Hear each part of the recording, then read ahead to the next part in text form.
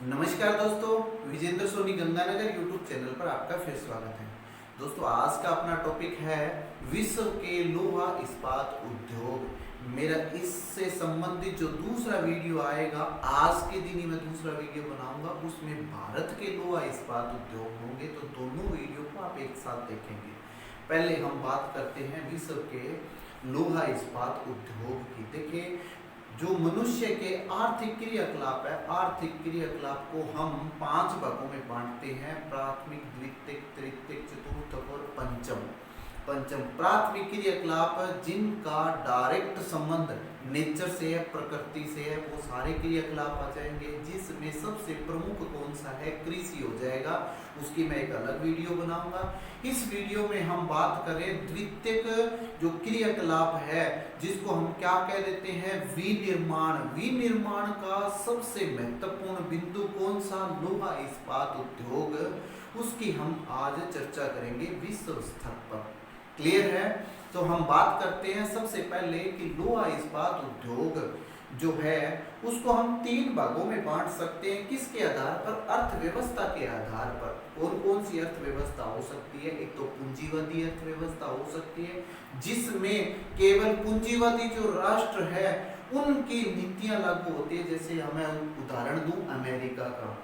दूसरा है साम्यवादी जो देश है, जैसे मैं उदाहरण दूं चीन और रसिया, तो वहां की नीतियों के लिए उद्योग। और तीसरा है मिश्रित, जैसे भारत की अर्थव्यवस्था है तो उस प्रकार के उद्योग। तो उनमें से मैं प्रत्येक देश का एक एक लोहा इस्पात उद्योग की बात करूंगा। सबसे पहले लोहा इस्पात उद्योग के बारे में जो सामान्य जानकारी है उसकी हम चर्चा कर लेते हैं। सबसे पहले देखें कि लोहा इस्पात उद्योग को दूरी उद्योग कहते हैं। बड़ी इंपॉर्टेंट बात है और बार बार पूछी जाती है ये क्या, कि लोहा इस्पात उद्योग को दूरी उद्योग कहते हैं। यदि कह दे कि उद्योगों की दूरी क्या है, देखिए मेरे शब्दों को ध्यान से सुनना, यदि कह दे उद्योगों की दूरी क्या है तो कोयला आएगा। देखिए, दूरी उद्योग कौन सा है? लोहा इस्पात उद्योग है। और यदि उद्योग की दूरी कह दिया, उद्योग की दूरी, तो कोयला आएगा। कोयला, ये ध्यान में रखना, ये बड़ी इंपॉर्टेंट बात है, दोनों में अंतर देखना।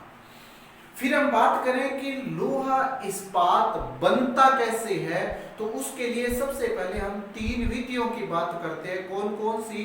बेसिमर विधि, उन्मुक्त भट्टी विधि और विद्युत भट्टी विधि। 3 विधियां हैं। इस 3 विधियों से होता क्या है कि जो हमारे पास है लोहा क्या निकलता है, अयस्क के रूप में। जो लोहा अयस्क निकलेगा उसको हम चूने के साथ और कोयले के साथ गर्म करेंगे, पिघलाएंगे, और पिघला करके हमें क्या मिलेगा, कच्चा लोहा मिलेगा। देखो मैंने क्या बताया है, लोहा अयस्क, लोहा अयस्क के साथ क्या, कोयला और चूना को हमने पिघलाया और उससे क्या निर्मित हुआ, लोहा, कच्चा लोहा हमें मिलेगा। और इस कच्चे लोहे में जब हम मैग्नीज को मिलाएंगे तो मैग्नीज मिलने के बाद में हमें अंततः क्या प्राप्त होगा, लोहा इस्पात प्राप्त होगा। क्लियर है? ये सबसे आधारभूत उद्योग माना जाता है। कौन सा? लोहा इस्पात उद्योग आधारभूत उद्योग माना जाता है। यदि हम विश्व स्तर पर उद्योग, लोहा इस्पात उद्योग की बात करें तो पिछले 3 सालों में बड़े चेंज आए उत्पादकता के आधार पर, उत्पादन स्तर के आधार पर। देखिए 2017 की मैं बात करूं तो 2017 में जो विश्व स्तर पर 4 बड़े उत्पादक देश थे, वो कौन सा था? पहला चीन था, दूसरा जापान था, तीसरा यूएसए था और चौथा भारत था। चौथा नंबर था भारत का 2017 में। 2018 में भारत ने यूएसए को पछाड़ा और खुद तीसरे नंबर पर आ गया। तो ये क्रम क्या बना? चीन, जापान, भारत और यूएसए। और 2019 में जापान भी भारत से पीछे चला गया। तो ये जो क्रम बना वो कौन सा है कि चीन, भारत, फिर जापान, फिर यूएसए। तो वर्तमान में कौन सा उत्पादकता स्तर के आधार पर अवरोही क्रम है? तो अवरोही क्रम में सबसे पहले चीन का नाम आएगा, फिर भारत का नाम आएगा, फिर जापान का नाम आएगा, उसके बाद में अमेरिका का नाम आता है। क्लियर है? तो ये तो था सामान्य परिचय। अब हम एक एक देश में लोहा इस्पात उद्योग की बात करते हैं। सबसे पहले हम बात करते हैं चीन की। ये है चीन के प्रमुख लोहा इस्पात क्षेत्र। देखिए चीन की यदि आकृति देखें तो इस प्रकार की है। इसमें ये वाला जो हिस्सा है चीन का पश्चिमी भाग, इस पश्चिमी भाग में बहुत कम जनसंख्या रहती है। जो ज्यादा जनसंख्या है वो इसके पूर्वी भाग में है। पूर्वी भाग में कारण क्या है कि यहाँ से ये यांगटीसी नदी बहती है और हांगहो नदी ये इस तरफ से यहाँ बहती है। तो हांग और यांगटीसी क्यांग जो नदी है उनका अपवाह क्षेत्र भी यही है, ये मैदानी भाग भी है। और तीसरा कारण क्या कि यहाँ पर लोहा और कोयला दो मुख्य अयस्क है जो दोनों ही इस एरिया में ही सबसे ज्यादा मिलते हैं। इसमें भी हम बात करें तो उत्तरी चीन और ये मध्यवर्ती जो चीन है यांगटीसी का क्षेत्र, वहां पर ज्यादा कोयला और लोहा क्षेत्र मिलता है। तो इस आधार पर देखें तो चीन को हम 4 भागों में बांटते हैं। लोहा इस्पात के 4 क्षेत्र बताते हैं। देखिए कौन कौन से। सबसे पहले जो ये क्षेत्र है ये मंचूरिया, कौन सा? उत्तरी पूर्वी हिस्सा है चीन का, उत्तरी पूर्वी हिस्सा मंचूरिया जो चीन की राजधानी है बीजिंग उससे भी उत्तर में स्थित है। यहाँ का प्रमुख क्षेत्र कौन सा है मंचूरिया क्षेत्र का? फुशुन और आनशान, फुशुन और आनशान। और बड़ी विशेषता क्या है कि चीन का सबसे प्रमुख लोहा इस्पात क्षेत्र यही है मंचूरिया का क्षेत्र। कारण क्या है कि यही स्थानीय क्षेत्र पर कोयला भी मिल जाता है इनको और लोहा भी मिल जाता है। तो स्थानीयकरण के कारक भी यहाँ पर मौजूद है, इसलिए मंचूरिया चीन का प्रमुख लोहा इस्पात क्षेत्र है। दूसरा हम बात करें तो ये वाला जो मैंने ये डॉट डॉट से ये एरिया दिखाया हुआ है, इस एरिया को क्या नाम देते हैं? उत्तरी चीन का क्षेत्र। उत्तरी चीन का क्षेत्र, इसके जो प्रमुख क्षेत्र है वो कौन से है? शांसी और शेंसी। ये रहा, ये शांसी है और यहाँ पर ये शेंसी है। शांसी और शेंसी ये दो प्रमुख क्षेत्र है। और तीसरा कौन सा? बीजिंग, जो इसकी क्या है? राजधानी है बीजिंग। इन तीन के अलावा और कौन से आते हैं? टिनसिन और पाओटाओ। ये टोटल 5 क्षेत्र है किसके? उत्तरी चीन क्षेत्र के, जो लोहा इस्पात क्षेत्र की दृष्टि से दूसरा महत्वपूर्ण क्षेत्र है। तीसरा कौन सा? यांगटीसी का क्षेत्र। देखिए यहाँ मध्यवर्ती भाग से लेकर के और ये पूर्वी हिस्से तक जहां तक यांगटीसी का पतन होता है ये पूरा क्षेत्र कौन सा है? ये यांगटीसी का क्षेत्र है। और यही क्षेत्र है जो विश्व में आज भी चर्चा में है, क्योंकि यहाँ पर क्या स्थित है? वुहान क्षेत्र। वुहान क्षेत्र ये रहा यहाँ पर, ये वुहान क्षेत्र। और दूसरा इसका जो प्रमुख क्षेत्र है वो है संघाई। तो वुहान और संघाई ये दोनों अभी चर्चा में आपने सुना होगा कि संघाई में कोरोना फैल नहीं पाया था, वुहान में कोरोना बहुत ज्यादा फैल गया था। और दोनों ही औद्योगिक क्षेत्र है, इनकी दूरी बहुत कम है, जबकि बीजिंग यहाँ से ज्यादा दूर पड़ता है। तो ये प्रमुख औद्योगिक क्षेत्र है किसके? यांगटीसी क्षेत्र के। कौन कौन से? संघाई और वुहान। और कौन से उद्योग से संबंधित है? लोहा इस्पात उद्योग से संबंधित है। और यदि खनन की बात करें तो यहाँ पर कोयला का खनन भी होता है। चौथा जो क्षेत्र है वो है दक्षिणी चीन, ये वाला हिस्सा। देखिए यहाँ पर यदि हम बात करें इस जगह तो यहाँ पर उत्तरी कोरिया और दक्षिणी कोरिया है, उत्तरी कोरिया और दक्षिणी कोरिया। और यदि हम यहाँ पर बात करें इस जगह पर तो यहाँ क्या आ जाएगा? वो नेपाल का क्षेत्र आ जाएगा। यदि यहाँ की बात करें उत्तर में यदि हम बात करें तो यहाँ क्या आ जाएगा? मंगोलिया आ जाएगा। तो ये नेपाल, भूटान और भारत ये क्षेत्र आ गया।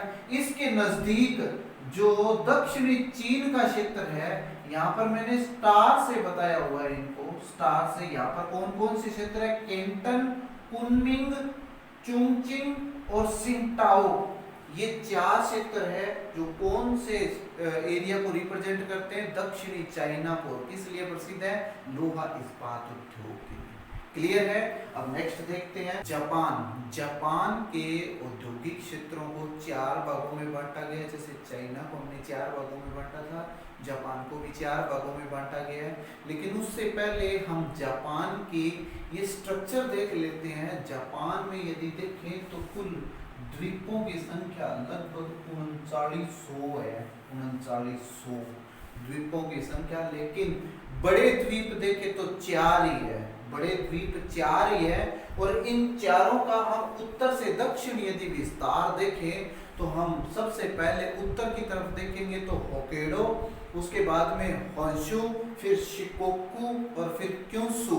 याद रखना, होक्काइडो, होन्शु, शिकोकू और क्यूशु ये 4 द्वीप है उत्तर से दक्षिण। ये क्रम एग्जाम में पूछा जाता है। यदि होक्काइडो और होन्शु के बीच में देखें तो यहाँ पर एक जल संधि है जिसका नाम है सुगारू, सुगारू जल संधि।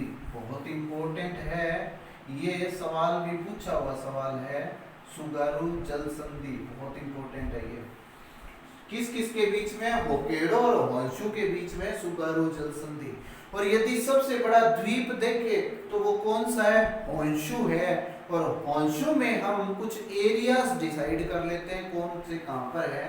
सबसे पहले हम जब इस तट रेखा के सारे दक्षिण की ओर आते हैं तो यहाँ पर टोक्यो मिलेगा हमें, टोक्यो और योकोहामा।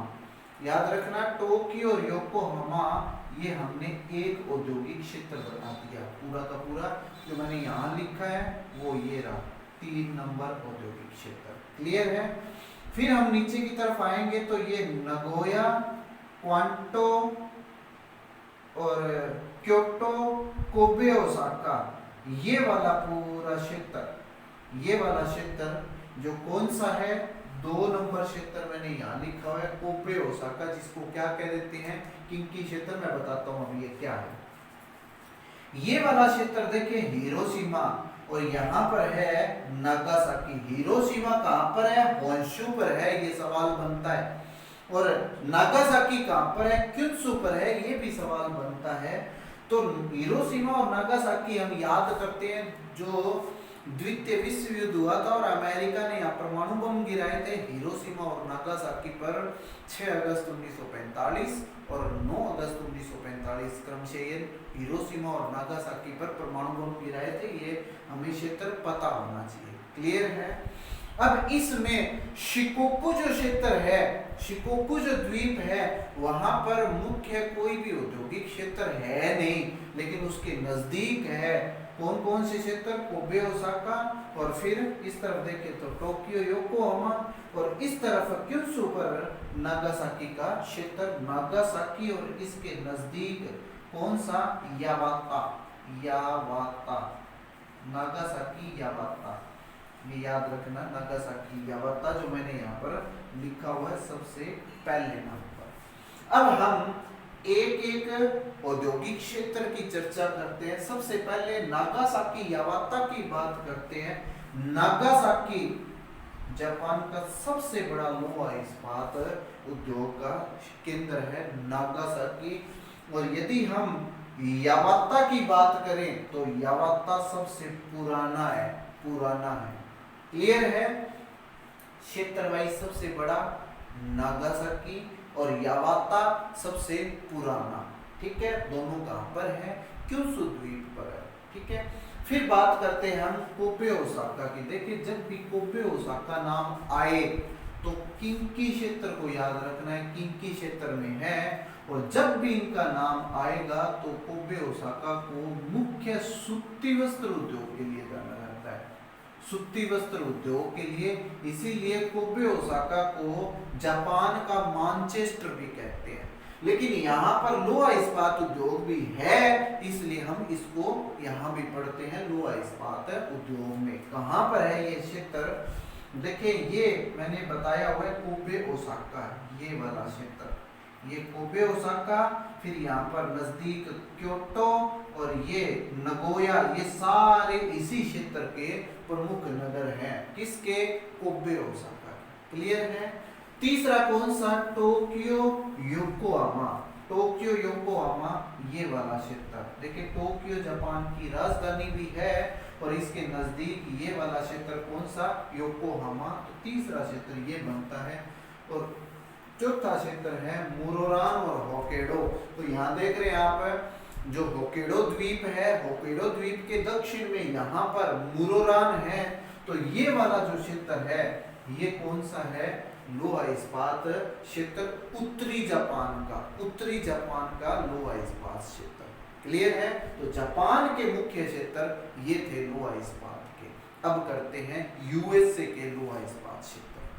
यूएसए के प्रमुख क्षेत्रों में देखें तो हम 6 क्षेत्र निकाल के इसका वर्णन करेंगे। 6 क्षेत्र प्रमुख है इसके। कौन कौन से, सबसे पहले हम बात करते हैं पिट्सबर्ग यंगस्टन की। पिट्सबर्ग यंगस्टन की सबसे प्रमुख बात इसकी क्या है कि ये ओहियो नदी घाटी के क्षेत्र में आता है। और ये किस झील के किनारे है, तो ये ईरी झील के किनारे है। ईरी झील के किनारे, देखिए ईरी झील के किनारे 2 लोहा इस्पात क्षेत्र है अमेरिका के। एक तो डेट्राइट है और एक पिट्सबर्ग है। पिट्सबर्ग ईरी झील के दक्षिण में स्थित है। और यदि हम डेट्राइट की बात करें तो वो ईरी झील के पश्चिम में स्थित है। क्लियर है। तो हम पिट्सबर्ग यंगस्टन की बात कर रहे हैं, ये ओहियो नदी घाटी क्षेत्र में है और ईरी झील के दक्षिण में है। दूसरा है शिकागो गेरी। शिकागो गेरी, इसको झील प्रदेश भी कहते हैं, शिकागो गेरी को। क्यों?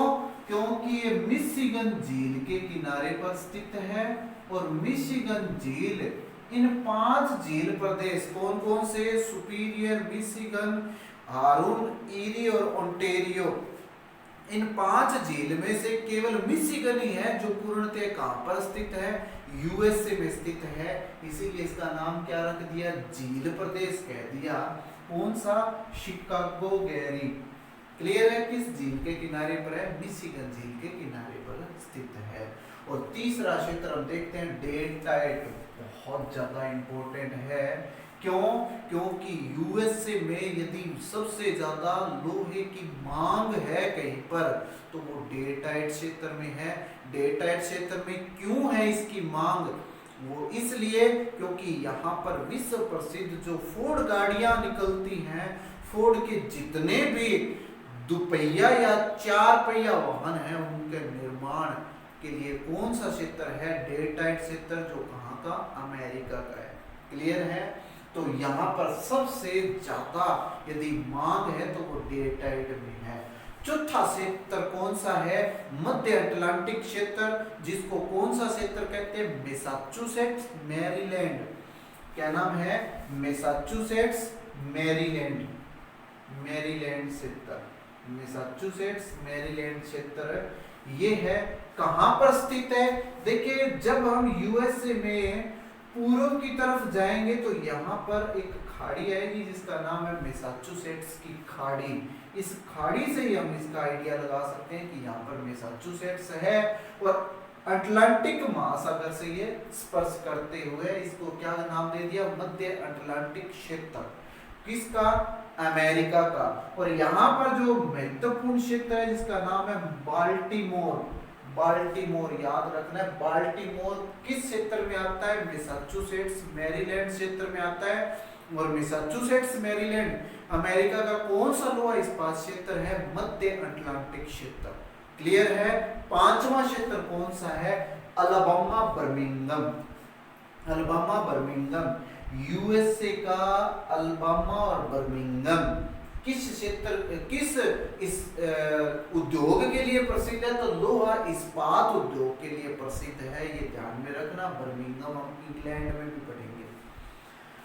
फिर छठा जो क्षेत्र है उसको पश्चिमी क्षेत्र का नाम देते हैं। और पश्चिमी क्षेत्र में 2 प्रमुख नगर है, कौन कौन से, एक तो सैन फ्रांसिस्को और दूसरा है लॉस एंजल्स। सैन फ्रांसिस्को उत्तर में, इस क्षेत्र के उत्तर में, और दक्षिण में कौन सा, लॉस एंजल्स। क्लियर है। तो ये 6 क्षेत्र है अमेरिका के। अब देखना प्रमुख जो भी क्षेत्र है वो महान झील प्रदेश के इर्द गिर्द स्थित है।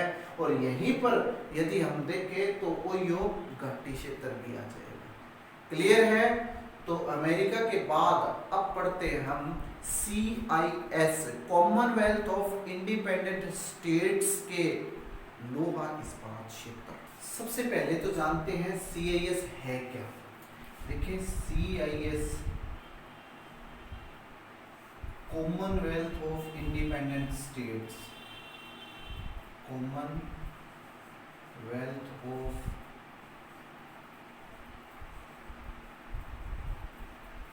इंडिपेंडेंट स्टेट्स, इनको हिंदी में राष्ट्रकूट कहते हैं। राष्ट्रकूट, ये राष्ट्रमंडल नहीं है, राष्ट्रमंडल नहीं है, ये राष्ट्रकूट है। ये कौन से देश हैं जो कभी USSR मतलब यूनाइटेड स्टेट्स ऑफ सोवियत रसिया के हिस्से हुआ करते थे, और 1991 में, कब, 8 दिसंबर 1991 में सारे अपने अपने स्वतंत्र देश के रूप में अस्तित्व में आए, और उनमें से प्रमुख देश निकला था रूस। तो अब रूस को USSR ना कहकर के केवल रूस कहा जाता है, रसिया कहा जाता है। क्लियर है। और इनका वर्तमान में, यदि CIS का वर्तमान में मुख्यालय देखें, देशों का समूह है ये, इसका मुख्यालय देखें तो ये कहां पर है, बेलारूस में है, बेलारूस में। और ये कब बना था, 8 दिसंबर 1991 को बना था। क्लियर है। ये वही देश है जिन्होंने मिल करके एक संधि कर रखी थी अमेरिका के against, Warsaw pact, Warsaw pact. Clear है। अब बात करते हैं जो रसिया के औद्योगिक प्रदेश है उनकी। देखें ये पूरा रसिया बना है, इसके नीचे यहाँ पर ये कजाकिस्तान है, और इस तरफ ये मंगोलिया है, मंगोलिया दक्षिण में। क्लियर। और यहाँ पर कजाकिस्तान का ये जो हिस्सा है यहाँ उत्तर में, और इसके रूस के यहाँ पश्चिम में, यहाँ से कि यूराल पर्वत श्रृंखला निकलती है उत्तर से दक्षिण यूं फैली हुई है। ठीक है। अब इससे जब हम पश्चिम की ओर आते हैं तो यहाँ पर इसकी राजधानी है मास्को, मास्को के नजदीक एक क्षेत्र है टुल्ला क्षेत्र, याद रखना है। और जो बेलारूस है इसके दक्षिण में, और रूस के साथ सीमा बनाते हुए यहाँ एक देश है जिसका नाम है यूक्रेन, यूक्रेन। और यूक्रेन के दक्षिण में यहाँ पर काला सागर, काला सागर। अब इनसे कौन कौन से क्षेत्र बनते हैं, 4 प्रमुख क्षेत्र है। पहला कौन सा क्षेत्र है, यूक्रेन, ये वाला। अब ये देखिए काला सागर के उत्तर में स्थित है, काला सागर के उत्तर में स्थित है यूक्रेन। और ये यदि इस पूरे CIS का देखें, जो प्राचीन USSR था, पुराना USSR था, जो वर्तमान में CIS Commonwealth of independent states के नाम से एक संघ है, उसका यदि पूरे का वितरण देखें तो उसका 50% लोहा और 40% इस्पात का उत्पादन अकेला यूक्रेन करता है। क्लियर है। तो इसे CIS का प्रमुख क्षेत्र यूक्रेन हो गया। ठीक है। अब दूसरा देखते हैं यूराल क्षेत्र। देखिए यूराल पर्वत श्रृंखला के दोनों ओर, इसके पूर्व में भी और इसके पश्चिम में भी जो ये क्षेत्र है, यहाँ पर जो लोहा इस्पात का उत्पादन होता है वो कौन सा कहलाता है, यूराल क्षेत्र कहलाता है। तो दूसरा क्षेत्र कौन सा हो गया, यूराल क्षेत्र। अब यहाँ ध्यान देना कि यूक्रेन तो CIS का सबसे बड़ा है, और रूस का कह दे तो रूस का सबसे बड़ा क्षेत्र कौन सा है, यूराल क्षेत्र है। ठीक है। CIS का दूसरा बड़ा क्षेत्र कह दे तो भी यूराल ही है, रूस का सबसे बड़ा और CIS का दूसरा बड़ा यूराल क्षेत्र है। ठीक है। क्या, लोहा इस्पात उत्पादक क्षेत्र। तीसरा क्षेत्र कौन सा है, कुजनेत्स्क और कुजबास। देखें कजाकिस्तान के इस तरफ यहाँ पर नोवोसिबिर्स्क, नोवोसिबिर्स्क और नोवोकुजनेत्स्क ये क्षेत्र है। इनको सम्मिलित रूप से क्या कहते हैं, कुजनेत्स्क और कुजबास क्षेत्र कहते हैं। रूस के दक्षिणी भाग में स्थित है और कजाकिस्तान के उत्तरी हिस्से में, मतलब रूस का भाग है और कजाकिस्तान के उत्तर में स्थित है। क्लियर है। तो कौन सा क्षेत्र है ये? कुजनेत्स्क और कुजबास क्षेत्र। तो तीसरा नंबर ये हुआ। और चौथा नंबर है मास्को टुल्ला क्षेत्र। मास्को, ये रहा मास्को, यूराल के इस तरफ पश्चिम दिशा में ये मास्को हुआ। और मास्को के पश्चिम में यहाँ पर टुल्ला क्षेत्र हुआ। मास्को टुल्ला सम्मिलित रूप से इसको कह दिया। टुल्ला को रूस का बर्मिंघम कहा जाता है। टुल्ला क्षेत्र को रूस का बर्मिंघम कहा जाता है। क्लियर है? तो ये 4 क्षेत्र थे किसके? CIS के प्रमुख लोहा इस्पात उत्पादक क्षेत्र। नेक्स्ट देखते हैं जर्मनी के। जर्मनी के प्रमुख क्षेत्र जानने से पहले हम देखते हैं कि जैसे ये यूरोप में इस प्रकार, उत्तर की दिशा में ये जर्मनी और यहाँ इसके दक्षिण में इस तरह से फ्रांस, ये फ्रांस फैला हुआ है। तो जर्मनी का और फ्रांस का ये भाग देखें तो स्पर्श करता है। और ये बड़ा क्षेत्र है किसके लिए? लोहा इस्पात के लिए और कोयले के लिए भी। कैसे देखते हैं? जर्मनी के जो प्रमुख क्षेत्र है वो 3 है। एक तो रूहर क्षेत्र। रूहर क्षेत्र, रूहर क्षेत्र की हम बात करते ही हमें राइन नदी याद आनी चाहिए। राइन नदी कौन सी? जो विश्व की सबसे व्यस्त अंतः प्रवाह की नदी मानी जाती है। कौन सी? राइन नदी। और कहाँ बहती है? जर्मनी में बहती है। लेकिन राइन नदी के साथ साथ हम उसको एक कनेक्टिविटी और देंगे, क्या कि ये कोयला परिवहन के लिए प्रसिद्ध है। कौन सी? राइन नदी कोयला परिवहन के लिए। तो ये जो रूहर क्षेत्र है ये भी कोयला उत्पादन के लिए और परिवहन के लिए ये प्रमुख माना जाता है। तथा यहाँ पर यदि हम लोहे की बात करें तो लोहे का प्रमुखता से उत्पादन होता नहीं है। वो लोहा ये आयात करता है। कहाँ से आयात करता है? फ्रांस का यहाँ पर एक क्षेत्र है जिसका नाम है लारेन। तो लारेन क्षेत्र से ये आयात करता है रूहर बेसिन। कौन सा? जर्मनी का रूहर बेसिन। कहाँ से? फ्रांस के लारेन क्षेत्र से। और यदि जर्मनी में लोहा इस्पात की बात करें तो ये वो क्षेत्र है जो जर्मनी का 2/3 यदि लोहा इस्पात उत्पादन की बात करें तो ये रूहर क्षेत्र ही करता है। क्लियर है? अब हम बात करें सार क्षेत्र की। देखिए ये बिल्कुल यहाँ पर लारेन के नजदीक, यहाँ पर जर्मनी की सीमा पर है। ठीक है? तो ये लारेन क्षेत्र से ये भी क्या करता है? जो लोहे का आयात करता है, लेकिन कोयला यहाँ पर इसको स्थानीय मिल जाता है। फिर बात करें तीसरा क्षेत्र, दक्षिणी क्षेत्र। ये दक्षिणी क्षेत्र इसका ये वाला हिस्सा आ गया। दक्षिणी क्षेत्र में यहाँ पर देखें तो ये राइन नदी का उपवा क्षेत्र है।